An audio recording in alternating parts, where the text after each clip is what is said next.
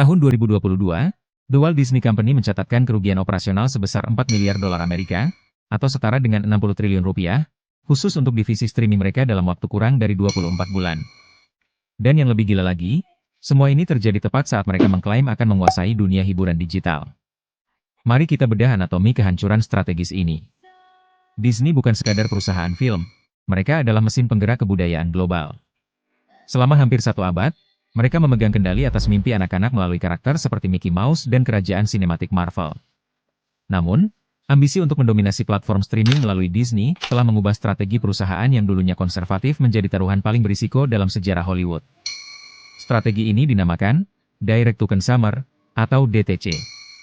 Tujuannya sederhana, memutus rantai perantara seperti kabel TV dan bioskop, lalu langsung menyasar konsumen di ruang tamu mereka. Namun, mereka lupa satu hal, biaya akuisisi pelanggan di pasar yang sudah jenuh sangatlah mahal. Pada awal peluncurannya, Disney adalah keajaiban. Jutaan orang mendaftar dalam hitungan hari. Pasar saham bersorak, harga saham Disney meroket hingga mencapai titik tertinggi sepanjang masa pada awal 2021. Investor melihat ini sebagai pembunuh Netflix. Tapi, ada satu retakan besar dalam fondasi ini yang perlahan-lahan mulai membesar. Tapi tunggu. Ada yang lebih gila dari itu. Ternyata, biaya produksi konten orisinal yang mereka keluarkan melonjak hingga 30 miliar dolar per tahun. Ini bukan investasi, ini adalah tindakan membakar uang di depan umum. Untuk memenangkan perang streaming, Disney memutuskan untuk memproduksi konten sebanyak mungkin dengan kualitas yang sangat variatif. Mereka mengejar kuantitas di atas kualitas. Seri Marvel dan Star Wars yang biasanya eksklusif dan dinanti, kini diproduksi secara massal hingga menyebabkan superhero fatigue di kalangan penonton. Data menunjukkan bahwa minat penonton terhadap waralaba besar mereka menurun drastis karena pasar sudah terlalu jenuh. Biaya pemasaran untuk setiap pelanggan baru terus melonjak melampaui pendapatan langganan yang mereka terima. Secara matematis, semakin banyak pelanggan yang didapatkan, semakin besar kerugian yang diderita. Strategi ini didorong oleh tekanan Wall Street yang ingin melihat angka pertumbuhan pelanggan setiap kuartal, mengabaikan profitabilitas jangka panjang. CEO Disney saat itu terjebak dalam perlombaan senjata yang tidak bisa dimenangkan oleh siapapun.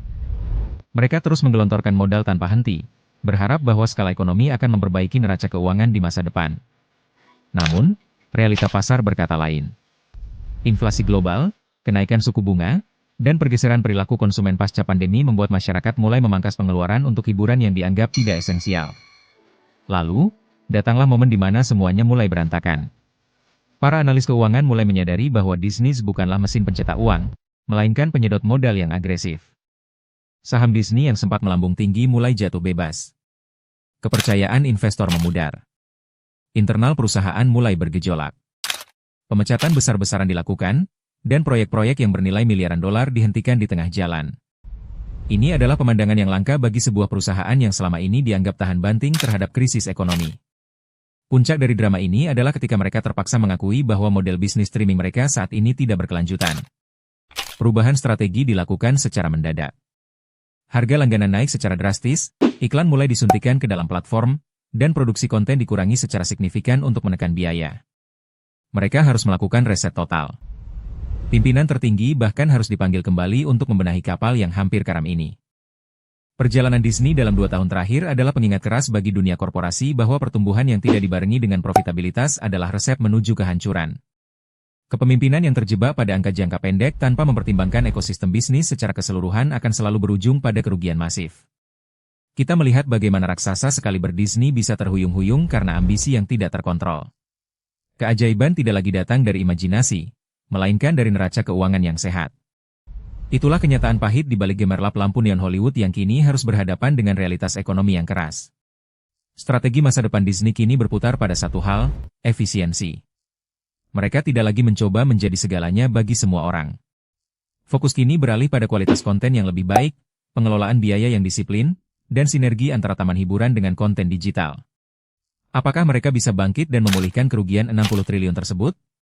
Hanya waktu yang bisa menjawab, namun satu hal yang pasti, era pertumbuhan streaming yang membabi buta telah berakhir selamanya. Kita sedang menyaksikan transformasi terbesar dari entitas hiburan paling berpengaruh di dunia.